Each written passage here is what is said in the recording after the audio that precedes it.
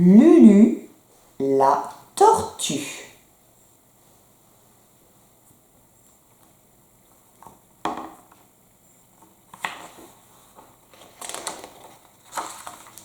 Lulu, la tortue.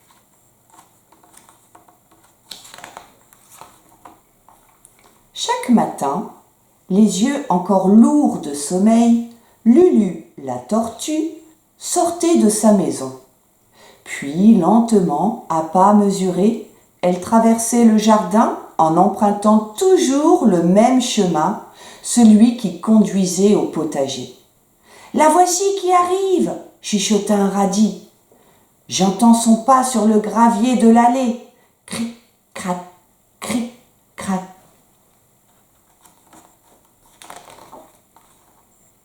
« C'est pas trop tôt !» protesta avec véhémence le pied de tomate. « Regardez comme je suis chargée et pas le moindre bâtonnet pour me soutenir. J'en ai assez, assez. Il y en a que pour les laitues ici !» s'écria-t-il en rougissant. Mais avant de soigner ses chères laitues et de soulager le pied de tomate, Lulu saluait d'abord un vieil ami, Monsieur Citrouille. Épouvantail de son état, Monsieur Citrouille n'épouvantait plus personne depuis longtemps. Même les moineaux, d'habitude si craintifs, voltigeaient en piaillant autour de lui et se posaient par volées sur ses bras déployés. La tortue, qui ignorait tout cela, répétait chaque matin « Si mon potager est aussi garni, c'est qu'il est bien gardé, pas vrai, Monsieur Citrouille ?» Et elle faisait de son mieux pour lui témoigner sa gratitude.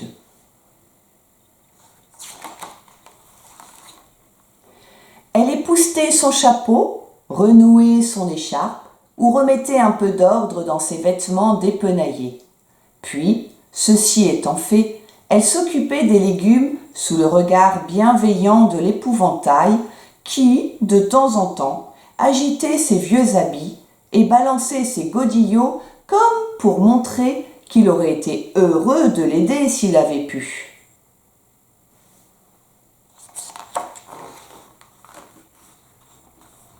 Seulement, notre tortue était loin d'imaginer que la suite de l'histoire deviendrait un jour un vrai cauchemar. Sans doute avait-elle mangé trop de salade la veille, car son sommeil fut très agité ce matin-là. La pauvre rêva que Monsieur Citrouille shootait dans ses tomates, piétinait ses carottes et surtout dévorait ses laitues jusqu'à la dernière feuille.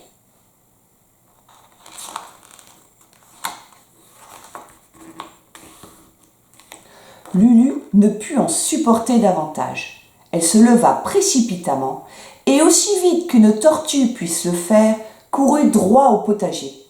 Malheureusement, il était déjà trop tard. Ses chères laitues avaient été toutes mangées, les carottes râpées, les tomates écrabouillées. « Monsieur Citrouille !» s'écria-t-elle avec rage. « Monsieur Citrouille !» Monsieur Citrouille ne répondit pas. Il avait disparu. Cependant, l'épouvantable goinfre avait laissé derrière lui de nombreuses traces de pas. Alors, Lulu s'empressa de les suivre.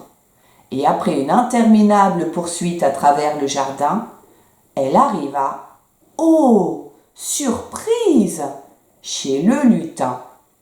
Mais furieux d'être réveillé aussitôt, Benjamin grommela qu'il ne savait rien de cette histoire et lui claqua la porte au nez. Alors, toute dépitée, Lulu revint au potager. « Il avait une drôle de bouille, » dit un ver de terre pour la consoler. « Et c'était une sacrée fripouille, » ajouta un hanneton. « Quoi qu'il en soit, c'est la citrouille qui a fait le coup, » affirmèrent les escargots en montrant leurs cornes.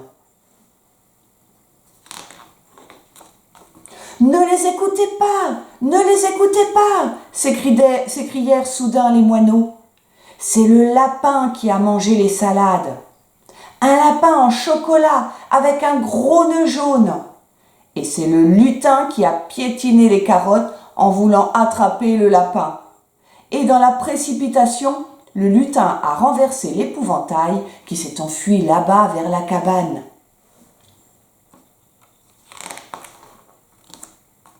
Les oiseaux disaient vrai. Monsieur Citrouille se cachait bien dans la cabane et il était mort de trouille. « C'est pas moi, s'écria-t-il en voyant la tortue. « Oh, mais je n'ai jamais songé à une chose pareille, s'exclama Lulu d'une voix indignée. Je viens même vous demander de reprendre votre place au potager.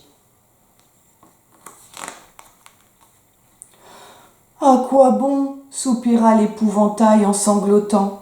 De toute façon, je n'épouvante plus personne. Je sais, dit Lulu. Seulement, maintenant que vous savez courir, vous pourriez peut-être m'aider au lieu de rester planté sans rien faire. Et travailler pour de bon demanda-t-il. Pour de bon, répondit Lulu en lui donnant son arrosoir. Alors, très excité, l'épouvantail bondit hors de la cabane, l'arrosoir à la main. Et à grandes enjambées, il se rendit au potager, suivi par une tortue essoufflée qui criait « Attendez-moi, je vais vous expliquer !» Mais Monsieur Citrouille était déjà à quatre pattes en train de racler la terre pour planter de nouvelles laitues. Et c'est ainsi que depuis ce jour, il s'occupa avec amour des légumes sous l'œil bienveillant de Lulu qui montait la garde et chassait les intrus en mastiquant des feuilles de laitue, bien sûr.